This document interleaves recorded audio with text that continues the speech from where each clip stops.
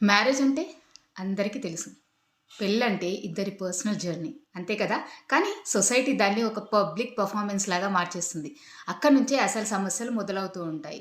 Relatives, neighbours, friends ఎప్పుడు చూడు ఆ జంటల్ని అబ్జర్వ్ చేస్తూ ఉంటారు. ఎలా డ్రెస్ వేసుకున్నారు? ఎంత హ్యాపీగా ఉన్నారు? అసలు వాళ్ళ మధ్యలో ఫైట్స్ ఉన్నాయా? లేకపోతే నిజంగా యాక్ట్ చేస్తున్నారా అన్నట్టు.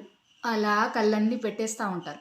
ఈ సోషల్ గేజ్ అంటే సమాజంలో జనాలు చూసే చూపు వల్ల కపుల్స్ ఒకరితో ఒకరు నిజంగా మాట్లాడకుండా బయట సొసైటీకి పర్ఫెక్ట్‌గా కనపడడానికి మాత్రమే ప్రయత్నిస్తుంటారు. అదిగో అక్కడే సమస్య మొదలయ్యేది. అయితే దీనికి సైకాలజీ ఏం చెప్తుందంటే ఫేక్ పర్ఫెక్షన్ చూపించడానికి ప్రయత్నం చేయడం వల్ల యాంగ్జైటీ, ఎమోషనల్ సప్రెషన్‌కి తీయడం జరుగుతూ ఉంటుంది.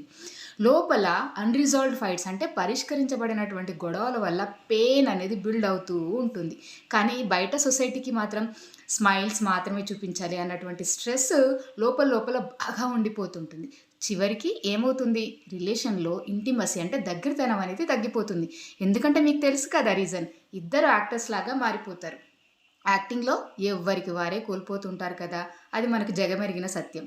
మరి సొల్యూషన్ లేదా అంటే ఇక్కడ మీరు గుర్తుంచుకోవాల్సినటువంటి ముఖ్య విషయం ఏంటంటే, మ్యారేజ్ అనేది బయట చూపించేటువంటి డ్రామా కాదు. అది ఇద్దరి మధ్యల నిజం మీద, నమ్మకం మీద బిల్డ్ అయ్యేటువంటి బాండ్.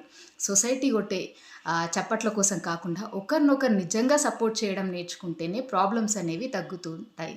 ఏంటి అర్థమైందా? ఇంకా ఇలాంటి సైకాలజీ అండ్ సొసైటీ ఇన్సైట్స్ కోసం ఈ పేజీని ఫాలో అవ్వండి. Thank you.